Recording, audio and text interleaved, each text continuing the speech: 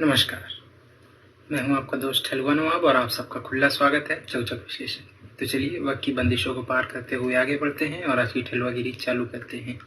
आज की ठलवागिरी का विषय है तमिल फिल्म असुरन। इस फिल्म की कहानी काफ़ी सिंपल है। शिवसामी नाम का एक छोटा सा किसान अपने परिवार के साथ राजी खुशी रहता होता है, लेकिन उसकी खुशियों को ग्रहण तब लगता है जब उसी के गांव के एक बहुत बड़े जमींदार नरसिम्हन की नज़र उसकी ज़मीन पे पड़ती है। नरसिम्हन को वो ज़मीन वहाँ एक सीमेंट फैक्ट्री बनाने के लिए चाहिए और इसी सिलसिले में वो शिवसामी से ज़मीन खरीदना चाहता है।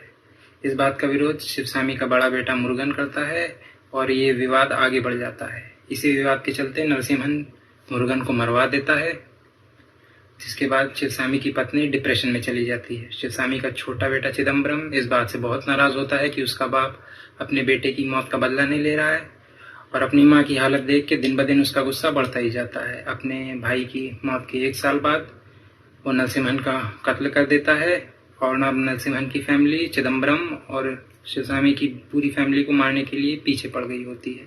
अब कैसे शिवसामी अपनी फैमिली को नरसिम्हन की फैमिली से बचाता है, यही इस फिल्म की बाकी की कहानी। इस फिल्म के लीड रोल में है धनुष एज शिवसामी, जो कि एक छोटा सा किसान है और वो सिर्फ अपने काम से मतलब रखता है। वो किसी से झगड़ा नहीं चाहता और गलती ना होते हुए भी नरसिम्हन से समझौता करने के लिए तैयार हो जाता है। यही कारण है कि उसके दोनों बेटे उसकी इज्जत नहीं करते और उन्हें लगता है कि उनका बाप नरसिम्हन से डरता है। इस फिल्म में धनुष की एक्टिंग लाजवाब है और असुरन देखने के बाद आप शिवसामी के रोल में किसी और को इमेजिन भी नहीं कर पाएंगे।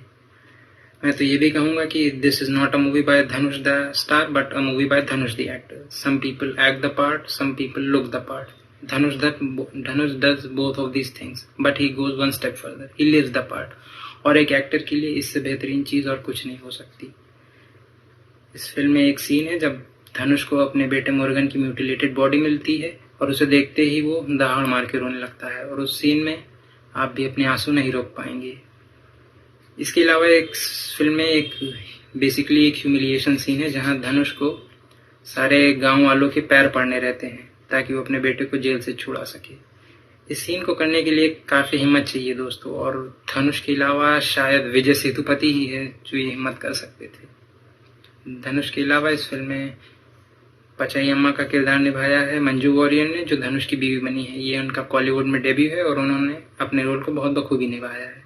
धनुष के बेटे के रोल में है चिदम्बरम, जिनका रोल निभाया है केन करुणास ने।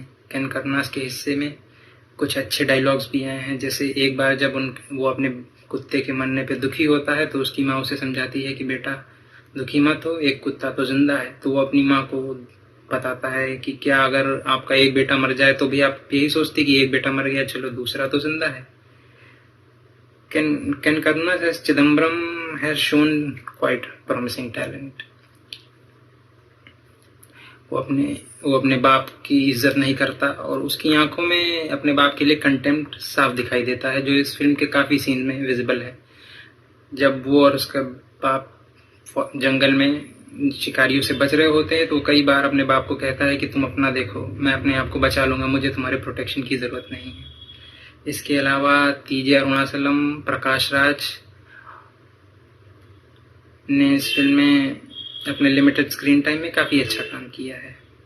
बात करें इस फिल्म की स्ट्रेंथ्स की तो इसकी सिनेमाटोग्राफी काफ़ी अच्छी है, जिसने वहाँ के रूरल लैंडस्केप को अच्छे से डिपिक्ट किया है।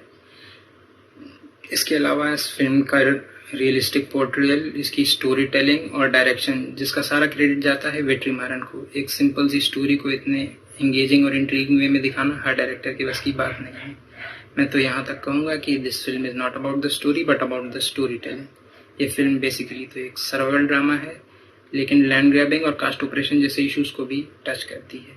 वेट्रीमारन की खासियत यही है कि उन्होंने इस फिल्म को एक प्रोपेगेंडा मशीन नहीं बनने दिया और इन सारे इश्यूज़ को बहुत ही अच्छे से बैलेंस किया है। इसके अलावा इस फिल्म का बैकग्राउंड स्कोर भी काफ़ी अच्छा है, जिसने इस फिल्म के की सीन्स को बहुत ही अच्छे से कॉम्प्लीमेंट किया है। इस फिल्म के टाइटल का रेफरेंस आपको फिल्म में 3 जगह मिलेगा। पहला इंटरवल से पहले, दूसरा धनुष की बैक स्टोरी में और तीसरा इस फिल्म के एंड में। और इन तीनों ही सीन में इस फिल्म के बैकग्राउंड स्कोर ने बहुत अच्छे से कॉम्प्लीमेंट किया है इन सीन्स को। इस फिल्म की स्क्रीन राइटिंग एक साइक्लिकल वे में लिखी गई है कि जो एक जनरेशन में होता है उसकी गूंज आपको दूसरी जनरेशन में भी दिखाई देती है। एक सीन में धनुष अपने छोटे बेटे चिदम्बरम के लिए चप्पल लेते हैं, जो हालांकि आज से 25-30 साल पहले तक उनकी जाति के लोगों के लिए इतना आसान नहीं था। अगर वो ऐसा करते तो उन्हें ऑपरेशन फेस करना पड़ता, लेकिन इसका ये मतलब नहीं है कि इस समय उन्हें ऑपरेशन नहीं फेस करना पड़ता। इस समय भी उनके ऑपरेशंस ने अपना लेवल बढ़ा लिया है और इस बात को उनके खेत के बाहर लगा हुआ इलेक्ट्रिक फेंस सिग्निफाई करता है। वीकनेस या नेगेटिव के नाम पे इस फिल्म में सब्सटेंशियल कुछ भी नहीं है। हाँ, एक माइनर वीकनेस आप कह सकते हैं कि ये फिल्म एक मेजॉरिटी पार्ट के लिए तो रियलिस्टिक है, लेकिन इसमें थोड़ा सा कमर्शियल एलिमेंट डाला गया है। अगर क्वांटिफाई करना चाहे तो ये फिल्म 95% रियलिज्म और 5% कमर्शियलिज्म का मिक्सचर है। इस फिल्म को देखने के बहुत कारण हैं, चाहे वो वेट्रीमारन का डायरेक्शन कहिए या धनुष की बेहतरीन एक्टिंग। मैं तो ये तक कहूँगा कि धनुष को इस फिल्म के लिए नेशनल अवार्ड भी मिल सकता है, लेकिन आप इस फिल्म को इसलिए मत देखिए क्योंकि इसे देखने के इतने सारे रीज़न हैं, बल्कि इसलिए देखिए कि इसे ना देखने का कोई रीज़न नहीं है। जहाँ तक इसके रिव्यू की बात है तो मैं इसे दूंगा 5 में से 4 स्टार्स। और चाहिए ये फिल्म अमेजॉन प्राइम पे आपका इंतज़ार कर रही है। आई एम श्योर आप सबको ये बुरी खबर मिल गई होगी कि आज सुबह सुशांत सिंह ने सुसाइड कर लिया। सुशांत की फैमिली को मैं अपनी हार्टफेल्ट कंडोलेंसेस ऑफर करना चाहूँगा और उनसे कहूँगा कि इस मुश्किल घड़ी में हम सब आपके साथ हैं। सुशांत ने ऐसा क्यों किया, इसके लिए तो शायद उनके पर्सनल रीजंस होंगे, लेकिन मैं आप सबसे कहना चाहता हूँ कि प्लीज़ हिम्मत मत हारिए। माना कि ये पैंडमिक का टाइम हम सब के लिए थोड़ा डिफ़िकल्ट है, लेकिन उम्मीद बांधे रखिए।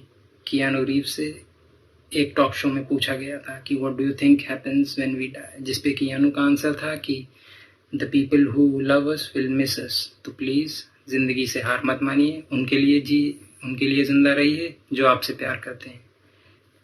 ज़िंदगी बहुत हसीन है, आपको लग सकता है कि आपकी ज़िंदगी खूबसूरत नहीं है, लेकिन यकीन मानिए हम सबकी ज़िंदगी बेशकीमती है।